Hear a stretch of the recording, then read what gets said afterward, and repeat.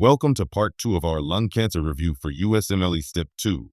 In part 1, we covered the major subtypes and clinical features. In this video, we will master paraneoplastic syndromes, diagnostic imaging, evaluation of solitary pulmonary nodules, treatment by stage, and lung cancer screening. Let's get started. Paraneoplastic syndromes are remote effects of a tumor that are not caused by direct invasion or metastasis. Instead, they result from tumor secretion of hormones, cytokines, or autoantibodies. Several features are shared between non-small cell and small cell lung cancer. These include cachexia and weight loss, thrombocytosis and disseminated intravascular coagulation, hypercoagulability with the highest risk in adenocarcinoma, dermatomyositis, and acanthosis nigricans. Step 2 Pearl. Adenocarcinoma is specifically associated with Trousseau syndrome, which is migratory thrombophlebitis, as well as non-bacterial verrucous endocarditis. The classic paraneoplastic syndrome of squamous cell carcinoma is hypercalcemia of malignancy. The tumor secretes parathyroid hormone-related peptide, or PTHrP, which mimics PTH and causes elevated calcium. Symptoms follow the classic mnemonic: stones, bones, groans, and psychiatric overtones. Patients develop polyuria and polydipsia from impaired renal concentration, leading to dehydration. They have constipation, nausea, and anorexia, and they may show lethargy, confusion, or depression. The labs show elevated calcium, suppressed PTH, and elevated PTHrP. Step 2 Pearl.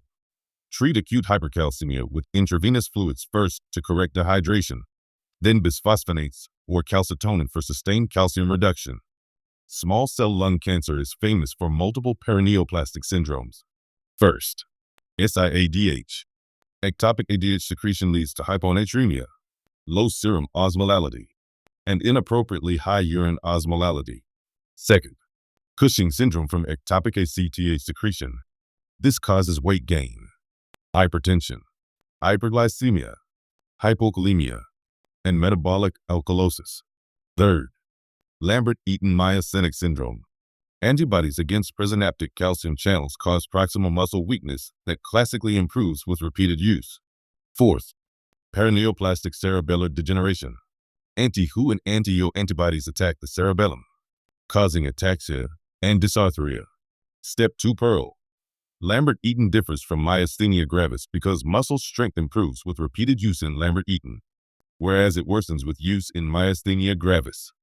Hypertrophic osteoarthropathy, also called Pierre-Marie Bamberger disease, is most commonly associated with adenocarcinoma.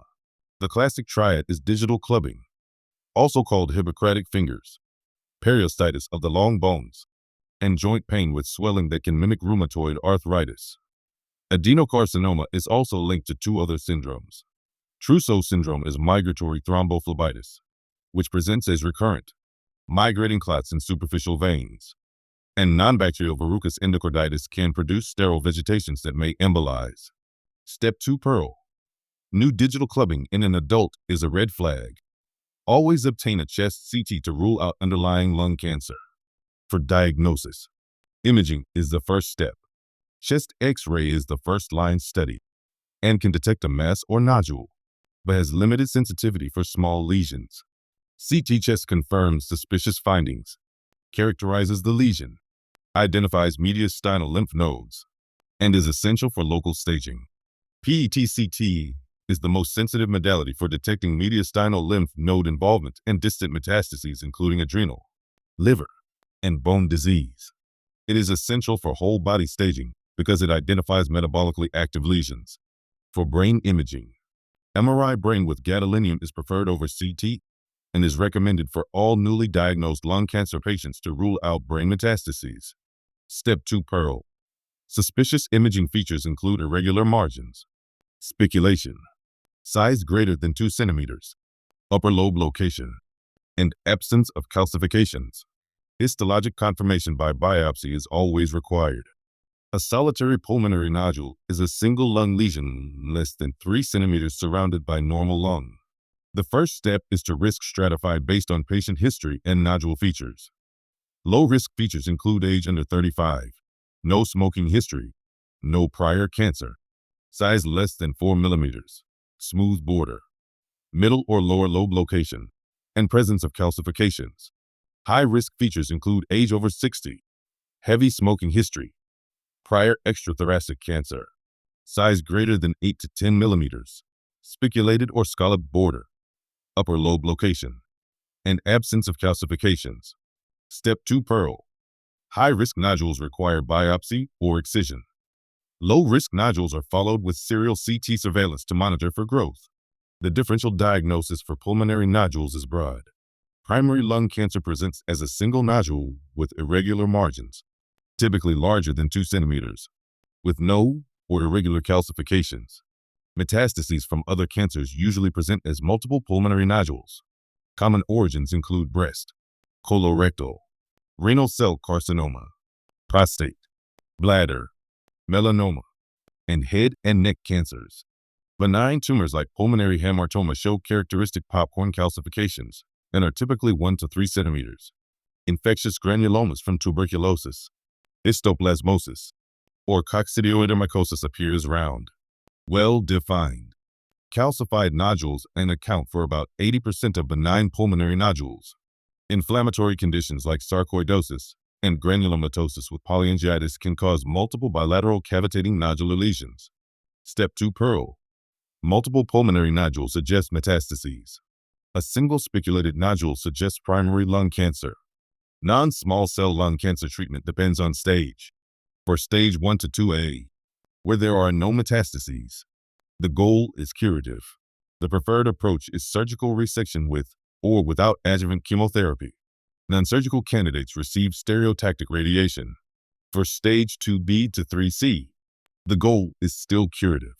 The preferred approach is surgical resection plus chemotherapy. Non-surgical candidates receive concurrent chemoradiation with possible adjuvant immunotherapy. For stage 4 to B with distant metastases, treatment is palliative. If a targetable mutation is present, such as EGFR or ALK, molecular targeted therapy is used. Osimertinib is the typical EGFR inhibitor. If no target is present, chemotherapy with or without immunotherapy is used. Step 2 Pearl. Before surgery, get pulmonary function tests. An FEV1 less than 1.5 liters or DLCO less than 60% predicts a poor outcome after lobectomy. Small cell lung cancer treatment is fundamentally different from non-small cell. Surgery is rarely indicated because the disease is usually disseminated at diagnosis. Treatment depends on whether the disease is limited or extensive stage. Limited stage means disease confined to one hemithorax. The goal is curative. All patients receive systemic chemotherapy with concurrent radiation therapy. Prophylactic cranial irradiation is added because brain metastases are common. Surgery is considered only in early stage 1 to 2 without nodal involvement. Extensive stage means distant metastases are present. Treatment is palliative with chemotherapy with or without immunotherapy. Consider PCI or MRI surveillance for the brain. Step 2 Pearl. Small cell lung cancer has an excellent initial response to chemotherapy, but most patients relapse within 6 months. Aggressive follow-up is essential. Lung cancer screening reduces mortality and is recommended for high-risk patients. The USPSTF recommends annual low-dose CT screening. Indications are age 50 to 80 years, at least a 20-pack year smoking history, and currently smoking or having quit within the past 15 years. Screening should be stopped when the patient has not smoked for more than 15 years, develops a comorbidity that limits life expectancy, or is unwilling to undergo curative surgery if a cancer is found. Step 2 Pearl. Chest X-ray and sputum cytology are not effective screening tools and are not recommended. Only low-dose CT has been proven to reduce lung cancer mortality. Let's wrap up. Paraneoplastic syndromes. Squamous cell secretes PTHrP, causing hypercalcemia. Treat with intravenous fluids first, then bisphosphonates. Small cell causes SIADH with hyponatremia. Cushing syndrome from ectopic ACTH. Lambert-Eaton with weakness that improves with use. And cerebellar degeneration from anti-Wu and anti-Yo antibodies. Adenocarcinoma causes hypertrophic osteoarthropathy with digital clubbing, periostitis, and joint pain. plus trousseau migratory thrombophlebitis. Diagnosis. The workup goes chest X-ray, then CT chest, then PET CT for staging. MRI brain with gadolinium for all newly diagnosed cases. Biopsy confirms the diagnosis. Spiculated lesions over 2 centimeters in the upper lobes are highly suspicious. Treatment. Non-small cell early stage gets surgery. Advanced disease gets molecular targeted therapy if EGFR or ALK is positive. Otherwise, chemotherapy plus immunotherapy. Small cell gets chemotherapy plus radiation. Prophylactic cranial irradiation if limited stage. Screening. Low-dose CT annually for ages 50 to 80 with at least 20-pack years of smoking. Current smoker, or quit within 15 years. Finally, the classic Step 2 traps. Spiculated nodule over 8 millimeters needs biopsy. Lambert-Eaton improves with use. Unlike myasthenia gravis, chest X-ray is not screening, and new digital clubbing in an adult requires a chest CT. Good luck on your exam.